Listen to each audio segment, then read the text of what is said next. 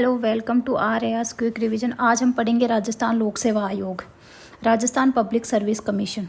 तो देखते हैं कि सबसे पहले इसका काम क्या होता है। इनका काम होता है प्रतियोगी परीक्षाएं आयोजित करवाना, सरकारी विभागों को सलाह देना, नियुक्ति, प्रमोशन, ट्रांसफर से रिलेटेड कार्य करना। अब बात करते हैं इसके गठन के बारे में। इसका गठन हुआ था संविधान के भाग 14 के आर्टिकल 315 से 323 में। इनके गठन की बात की गई है, गठन का उल्लेख किया गया है। यूपीएससी और आरपीएससी दोनों के गठन की बात की गई है। सबसे पहले जोधपुर, जयपुर और बीकानेर में रियासतों में इनका गठन हुआ था। फिर बाद में इसको भंग कर दिया गया, डिसॉल्व कर दिया गया। अब बात करते हैं स्थापना के बारे में। राज प्रमुख द्वारा 16 अगस्त 1949 को एक अध्यादेश जारी किया गया। कब जारी किया गया? 16 अगस्त 1949 को अध्यादेश जारी किया गया।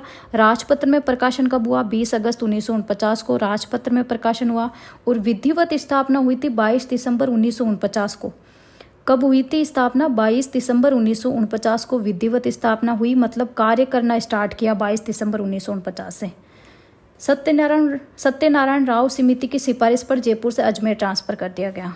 अब बात करते हैं संरचना के बारे में। प्रारंभ में कितने सदस्य थे? 3 सदस्य थे, 1 अध्यक्ष और 2 सदस्य। 2011 में 8 सदस्य हुए, 1 अध्यक्ष और 7 सदस्य। अभी वर्तमान 2025 में सदस्य हैं 11, 1 अध्यक्ष है और 10 सदस्य हैं, 11 सदस्य हैं। वर्तमान अध्यक्ष कौन है? डॉक्टर उत्कल रंजन साहू। ये कौन से आर्टिकल में? 316A में। नियुक्ति और कार्यकाल से रिलेटेड बात करते हैं तो इनकी नियुक्ति कौन करता है? राज्यपाल द्वारा इनकी नियुक्ति की जाती है। और कार्यकाल कितना होता है? 6 वर्ष और 62 वर्ष। पहले स्टार्टिंग में 6 वर्ष और 60 वर्ष था, फिर 41वें संविधान संशोधन 1976 द्वारा 62 वर्ष कर दिया गया। यह आर्टिकल है इससे रिलेटेड 316। फिर है बात करते हैं रिमूवल और हटाने की। तो इसको किस कंडीशन के आधार पर हटाया जा सकता है? कदाचार के आधार पर राष्ट्रपति द्वारा सुप्रीम कोर्ट की जांच के पश्चात हटाया जा सकता है।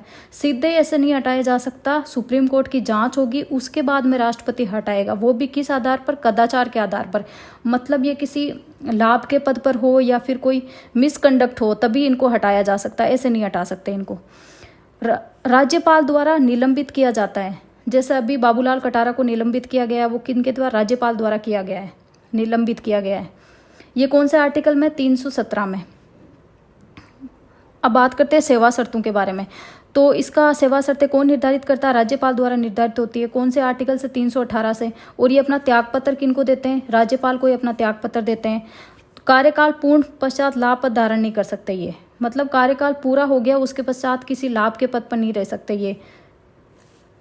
केवल सदस्य नियुक्त हो सकते हैं, मतलब किसी दूसरे स्टेट में सदस्य नियुक्त हो सकते हैं, इसी स्टेट में वापस नियुक्ति नहीं हो सकती इनकी। इंपॉर्टेंट फैक्ट्स है। प्रथम सचिव श्याम सुंदर शर्मा, वह कौन सा सदस्य है जो मुख्य सचिव भी रहा है? तो सदस्य है जो मुख्य सचिव रहा है, सामलदान उज्ज्वल। वर्तमान सचिव रामनिवास मेहता। प्रथम महिला सदस्य कांता खतूरिया, ये महिला आयोग की अध्यक्ष भी रही है। ये कार्यकाल पूर्ण होने से पहले इन्होंने इस्तीफा दे दिया था।